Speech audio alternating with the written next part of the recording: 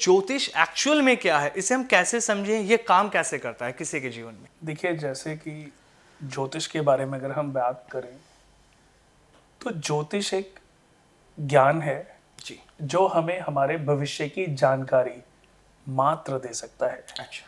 पर भाग्य नहीं बदल सकता। बाकी ज्योतिष ज्ञान दे सकता है। अच्छा। ज्योतिष का मतलब क्या है जी। कि आपने इन ग्रहों की कैलकुलेशन को समझ लिया ठीक है। और इनको समझ करके आप प्रेडिक्शन ही तो करोगे, बट सॉल्यूशन तो ज्योतिष है ही नहीं। अच्छा। तो ज्योतिष मनुष्य को उसके समय की जानकारी मात्र देता है, पर यह कहना दोस्तों बिल्कुल भी गलत नहीं होगा कि भाग्य बिना कर्म के किसी का नहीं बदलता। ज्योतिष में हम देखते हैं कि एक बच्चा जन्म लेता है, जन्म के समय उसकी राशि क्या थी, किस नक्षत्र में वो पैदा हुआ, ये हमें पता चलता है। व्यक्ति का जन्म जी। कहां पर हुआ, उसकी डेट ऑफ बर्थ। जी। अब तो सेकंड्स भी पता चल जाते हैं, यानी कि डेट ऑफ बर्थ, टाइम और प्लेस के आधार पर एक बच्चे की जन्म कुंडली तैयार हो जाती है।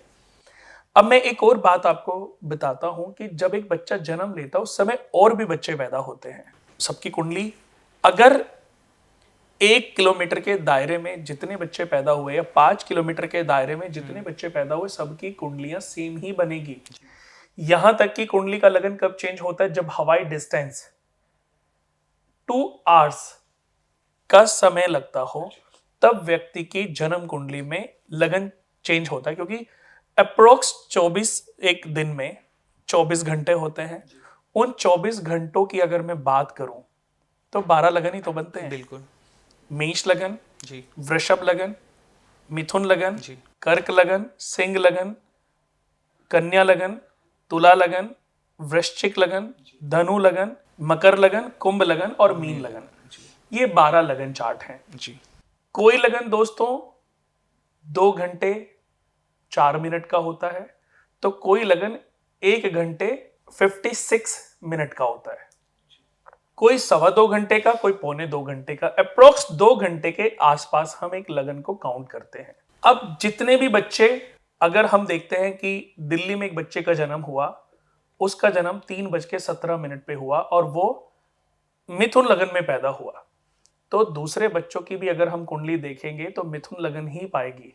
सेम दशा, सेम नक्षत्र, सब कुछ सेम ही पाएगा। बट आपने नोटिस किया कि सबकी लाइफ अलग अलग होती है। जब सबकी लाइफ आगे बढ़ती है, सबकी लाइफ की चीजें अलग अलग होती हैं। कोई फुटपाथ पे किसी की गोद में है, उसका हाथ फ्रैक्चर है, पांव कटा हुआ है, और एक औरत उस बच्चे को गोद में लेकर के भीख मांग रही है। वो भी तो किसी लगन में ही पैदा हुआ होगा ना। बिल्कुल। और एक बच्चा किसी डॉक्टर के घर में है, उसकी माता उसको पढ़ा रही होंगी। एक बच्चा बिजनेसमैन के घर में है, उसकी माँ उसके साथ कुछ खेल रही होगी, या उसके साथ कुछ नौकर चाकर होंगे जो उसको खिला रहे होंगे, खेल रहे होंगे। सबकी लाइफ अगर देखोगे तो अलग अलग होगी, भले ही सब सेम लगन में पैदा हुए। तो फिर सबकी जब सेम लगन, सेम राशि, सेम स्थितियां हैं ग्रहों की, नक्षत्र सेम, लगन सेम, योग सेम, सबकी लाइफ अलग अलग क्यों? यही दोस्तों मैं आपको समझाना चाहता हूं कि सबके प्रारब्ध अलग अलग हैं। हम हर पल जो कर्म करते हैं, इससे पाप फल और पुण्य फल तैयार होता है। आपने बड़े बुजुर्गों को सुना होगा कि तेरे पाप का घड़ा भर जाएगा, तो फिर तेरा विनाश होगा। जी। तेरा पाप का घड़ा एक दिन जरूर फूटेगा। तो इसका मतलब कुछ तो कहीं ना कहीं से चीजें ये चली आ रही है ना। बिल्कुल। तो ये हम लोगों की एक सोच में आ गया कि इसको हम कैसे, क्योंकि सही वर्ड्स किसी को नहीं पता, जी। तो लोगों ने बोला तेरे पाप का घड़ा फूटेगा। जी। ये कहावतें चली आ रही थी, बिल्कुल। बट कभी ना कभी किसी ना किसी योग्य व्यक्ति ने इनकी शुरुआत जरूर की होगी। हम भी यहीं से शुरुआत करते हैं जी। कि हमारे दोनों कंधों की तरफ दोस्तों 2 घड़े होते हैं, एक पुण्य का घड़ा और एक पाप का घड़ा। जो पहले भर जाएगा वो फूट जाएगा। पुण्य करते जाओगे तो पुण्य का घड़ा भर जाएगा, आपकी किस्मत चुटकी बजेगी और लाइफ बदल जाएगी। लॉटरी लगेगी, या आपके पिता, आपके बच्चे को कोई प्रोजेक्ट मिल जाएगा, आपका बच्चा आईएएस बन जाएगा, या आपका बच्चे को कोई बड़ी ऐसी कोई अपॉर्चुनिटी मिलेगी कि आपकी पूरे खानदान की लाइफ बदल गई।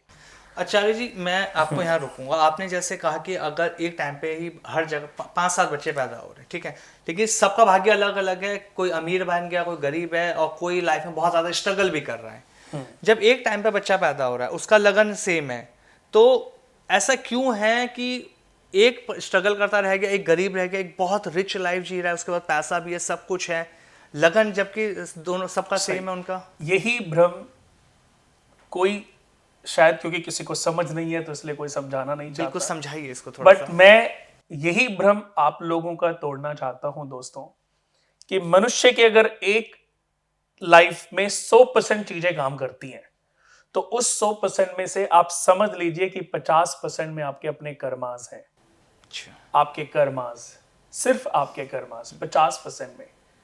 अब 50% तो अच्छा, आप सिर्फ अच्छे कर्म करके पा सकते हो ना जी।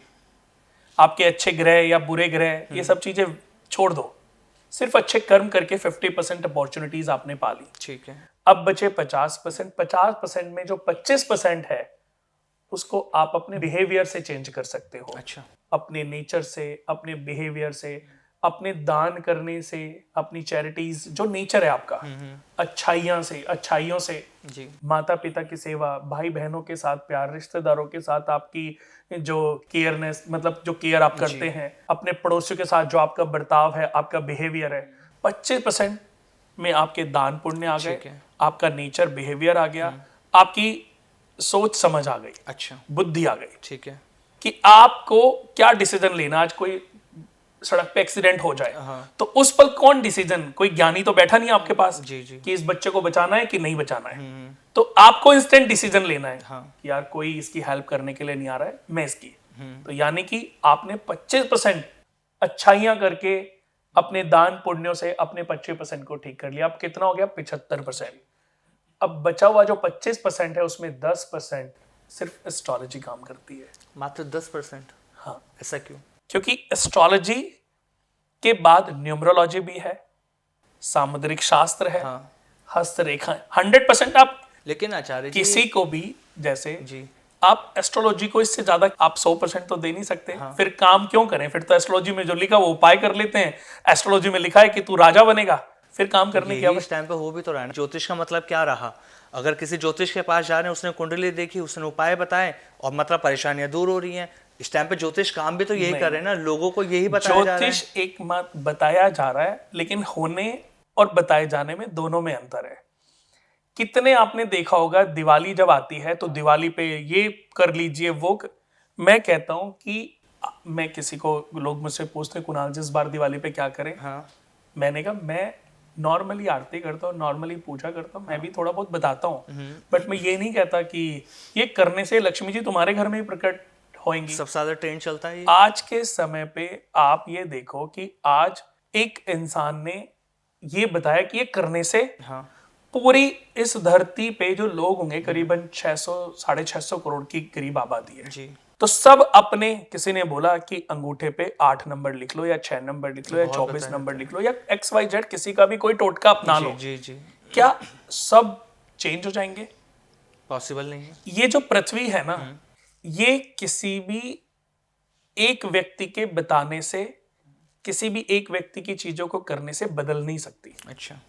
ये केवल एक कोशिश है कि लोगों ने बता दिया और लोगों ने कर लिया। अब बहुत लोग दिवाली पे बहुत सारे उपाय करते हैं, बहुत सारी चीजें टोटके भी अपनाते हैं, बट आप उनको मिलोगे ना जी, वो कहेंगे पिछली 3 दिवालियां हो गई, पिछली 6 दिवालियां हो गई, मैं कर रहा हूं, लेकिन अभी तक कोई ऐसे खास तो फर्क पड़ा नहीं। क्योंकि लोग इसके भरोसे बैठे। हाँ, इसके भरोसे बैठे। इसी मिथ को मैं खत्म करना चाहता हूं, क्योंकि ज्योतिष केवल एक माध्यम है। अच्छा। कि एक आदमी दौड़ने वाला बच्चा है, वो दौड़ना जानता है और वो दौड़ भी रहा है, लेकिन वो जीत नहीं पा रहा है, मेहनत कर रहा है, पढ़ाई कर रहा है, दिन रात मेहनत कर रहा है, लेकिन जब वो पेपर देने जाता है तो उसका जो माइंड है वो भ्रमित हो जाता है और उसके माइंड से वो जो आंसर है वो स्लिप हो जाते हैं। उसकी वजह आपकी एस्ट्रोलॉजी में है। अच्छा। कि ऐसा क्यों होता है। उस बच्चे के ऊपर शुक्र के अंदर राहु की अंतर्दशा चल रही है, सूर्य के अंदर राहु की, या सूर्य के अंदर केतु की, या चंद्रमा के अंदर राहु की, या राहु के अंदर चंद्रमा की, या गुरु के अंदर राहु की, या राहु के अंदर गुरु की या केतु की अंतर्दशा चल रही है, कोई चंडाल दोष अंतर्दशा है, कोई विष वाली अंतर्दशा है, तो वो जो टाइम पीरियड है वो बच्चे का अच्छा नहीं है। उस पीरियड में बच्चा जब भी अपनी लाइफ से रिलेटेड कोई डिसीजन लेना की सोच रहा है तो उसको एंजाइटी हो जाती है। अच्छा। वो घबरा जाता है। उसकी एंजाइटी जैसी एक्टिव होती है, वो जरूरत से ज्यादा जैसे ही सोचता है तो वो उसके आंसर्स को भूल जाता है। इस गुरु की अंतर्दशा के लिए क्या कर रहे हैं, वो भ्रमित हो रहा है। वो जब जब मेजर डिसीजन लेता है 10 ग्राम केसर बेड के सिरहाने रख दें। अच्छा। यानी कि उसको नींद अच्छी आए, नींद में उसको सपने उल्टे सीधे ना आए, वो एंजाइटी डेवलप ना हो, तो ऐसे समय पे बच्चा जाएगा, पीसफुल रहेगा, शांत रहेगा। उसको केसर का तिलक माथे पे अगर नहीं लगा सकते नाभि पे लगा दे। बच्चा एग्जाम देने जाएगा तो कुछ ग्रहों की कुछ चीजें हैं जिनसे ग्रह भी प्रभावित होते हैं। जैसे अगर केसर जब तक आपकी बॉडी से टच है ना, तब तक राहु और केतु की जो अंतर्दशाएं महादशाएं हैं उनका प्रभाव जो है वो आपके ऊपर समझ लीजिए 50% वीक हो जाएगा। अच्छा, वो उसको रोक देता तो है। अगर इस ग्रह की वजह से कोई एंजाइटी हो रही है तो वो एंजाइटी वीक हो गई जी। यानी कि जब आप वो एग्जाम देने जा रहे हैं तब आपको वो एंजाइटी का इफेक्ट आपकी बॉडी के ऊपर, आपके मस्तिष्क के ऊपर नहीं पड़ेगा। तो फिर मैं वहीं आता हूं कि ज्योतिष केवल एक माध्यम है जो मनुष्य के उसके आने वाले समय की, उसके फ्यूचर की जानकारी मात्र देता है, पर भाग्य बिना कर्म के, बिना मेहनत के किसी का नहीं बदलता। सिर्फ एक चीज जरूरी नहीं है ना आमिर जी,